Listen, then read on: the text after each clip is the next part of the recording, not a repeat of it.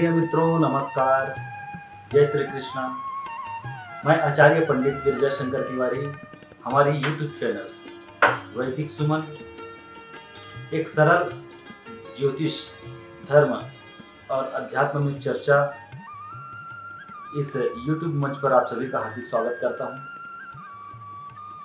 और सुख समृद्धि, स्वास्थ्य, आरोग्यता और ऐश्वर्य को प्रदान करने वाले धनतेरस, दीपावली, गोवर्धन पूजन और भाई दूज की यह महान पर्व पर आप सभी को मैं मंगल बधाइयाँ और अनंत शुभकामनाएं देता हूँ।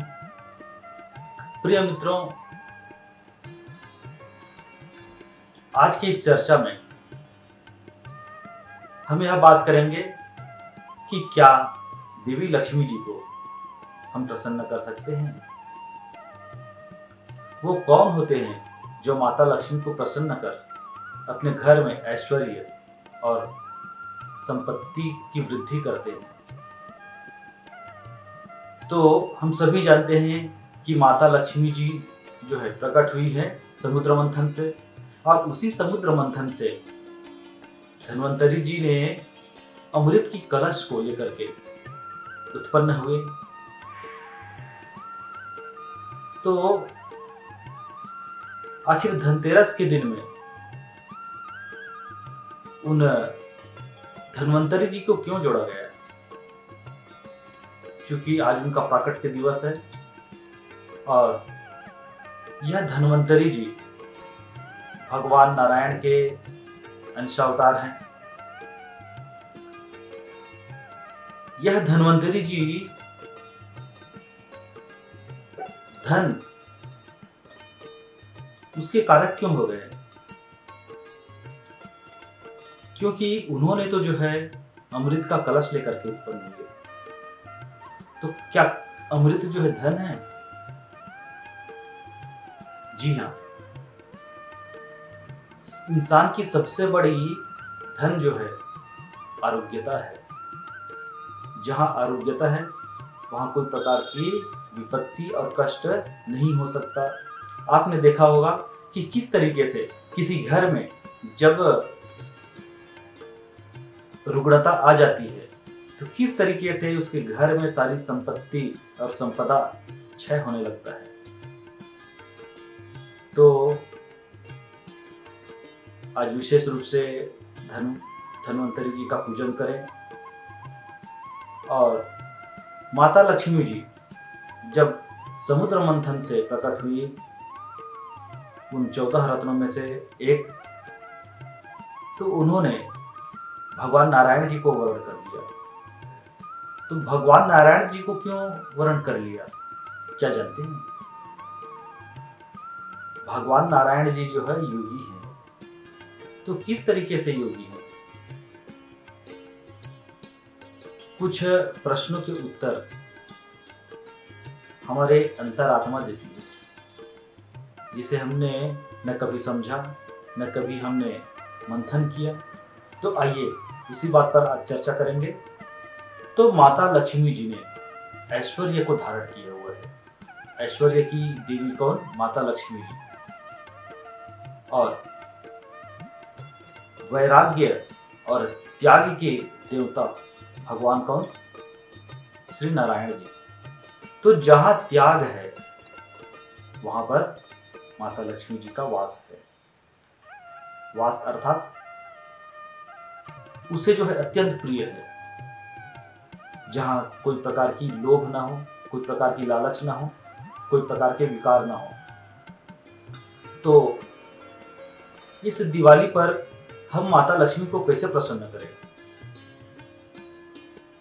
क्योंकि अभी तुला राशि में सूर्य जी चल रहे हैं, गतिमान हैं।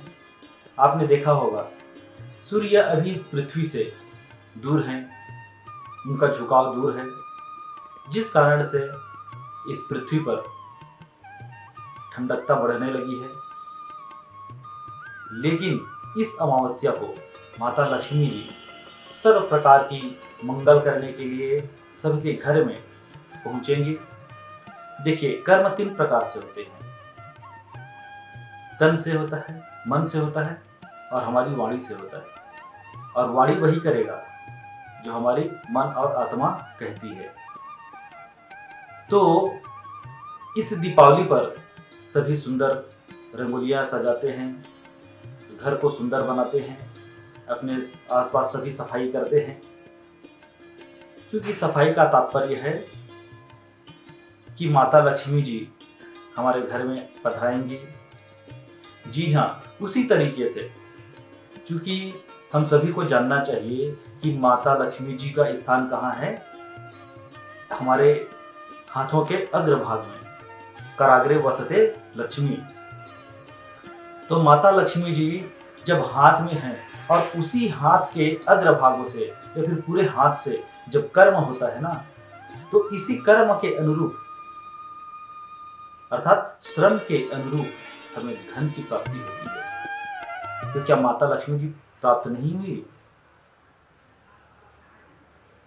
तो आइए हम माता लक्ष्मी जी को कैसे प्रसन्न करें, संक्षिप्त में हम बात करेंगे। तो तन की, मन की और हमारी आत्मा की भी शुद्धि होनी चाहिए। जब हम तन की शुद्धि करते हैं तब माता लक्ष्मी जी हमारे तन में वास करती हैं। मन की जब शुद्धि हो जाए तो माता लक्ष्मी जी मन में वास करती हैं। और यदि आत्मा की शुद्धि हो तो माता लक्ष्मी जी आत्मा में वास करने लगती है। घर की सफाई हो, घर की शुद्धि हो तो माता लक्ष्मी जी घर में वास करती हैं। तो कुछ चीजें ऐसी है, कई विद्वान जो है कहते हैं कोई यंत्र रख लीजिए, कोई प्रकार की पत्थर रख लीजिए, कई अलग अलग बातें हैं। तो उनमें वह गुण होते हैं जो माता लक्ष्मी जी के गुण, ऐश्वर्यता को अट्रैक्ट करने की, आकर्षित करने के उसमें वह गुण हो। तो हम तो जीवित हैं। जीवित में सबसे बड़े गुण क्या है? हम प्रति क्षण, प्रति पल ऐश्वर्य को धारण करें। ऐश्वर्य को कैसे धारण कर सकते हैं? देखिए, जब कभी भी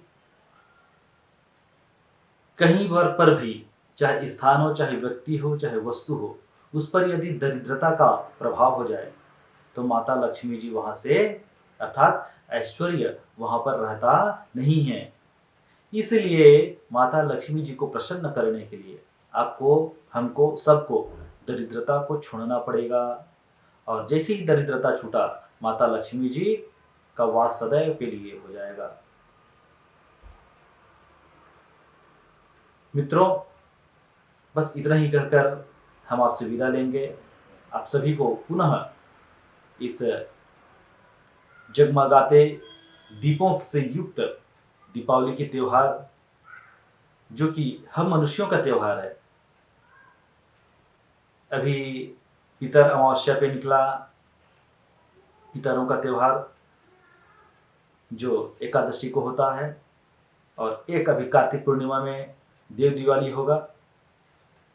सभी हमारे सनातन पर्वों की आप सभी को मंगल बधाइयाँ, शुभकामनाएं।